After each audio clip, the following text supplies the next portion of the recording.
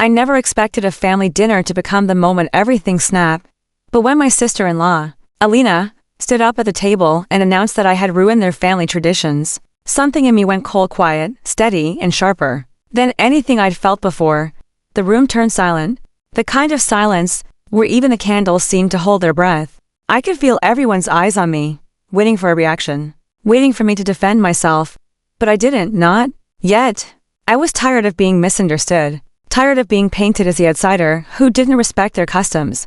And Alina knew exactly how to twist a story until it wrapped around her like a crown. She claimed I had ignored every ritual they valued, that I changed holiday plans, switched meals, altered routines, and dismissed their history. She said it with a steady, almost rehearsed calm like she practiced it in the mirror. My husband looked torn, his fork frozen midair, his mother glaring at me as though I personally insulted her ancestors. I felt a sting behind my eyes, but I wouldn't let tears fall. Not in front of them, not for this. The truth was simpler, quieter, and nothing like the picture she painted. Over the past year, I'd been trying desperately to blend into their world. Their traditions were beautiful, if a little chaotic, but every attempt I made somehow twisted into another mark against me. If I cooked a dish, Alina would say it wasn't seasoned the family way. If I wore something special, she'd laugh that I didn't understand the dress code, and when I asked her for help, she'd smile sweetly, and then whisper to others that I was needy. I told myself to ignore it, that she'd come around, but a person who enjoys power rarely gives it up willingly. That night at dinner, I stayed silent while she spoke. My silence made her bolder. She said I was replacing things that had existed for generations, that I was trying to rewrite their history, that I didn't want to be part of them, only above them. Each accusation was a thread woven into a tapestry of lies, and I watched my mother-in-law nod along. I watched my husband sink deeper into himself, and then I watched my father-in-law look away, as if shame itself had taken a seat beside him. I realized then that this wasn't a spontaneous outburst, it was a setup. So I stood up slowly, calmly. The chair legs scraped the wooden floor, the only sound in the room. I didn't raise my voice. I didn't need to. I walked to the living room, opened the cabinet, and took out the album I'd prepared months earlier, a quiet decision I'd made after the second or third time Alina forgot to mention something important I needed for a tradition.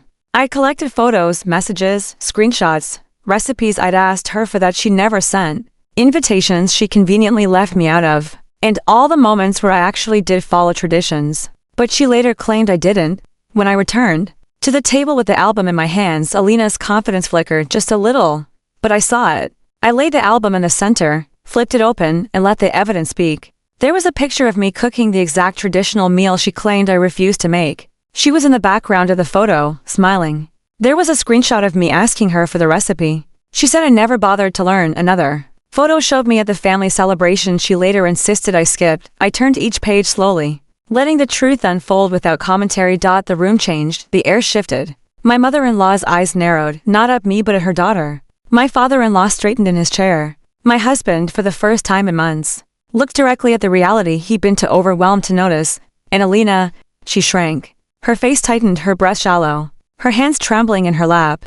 She whispered that I was overreacting, that the photos were taken out of context, that I was making her look bad. I didn't respond. I simply turned another page, revealing a message where she told someone else I was trying too hard, and she planned to teach me a lesson.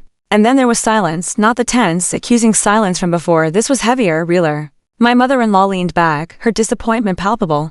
My husband reached for my hand, and for the first time, Alina had nothing to say. I closed the album gently. I told them, in the calmest voice I'd ever heard come out of myself, that all I ever wanted was to belong, that I respected their traditions deeply, and that I would never stand quietly while someone tried to destroy my sincerity, to protect their own insecurity.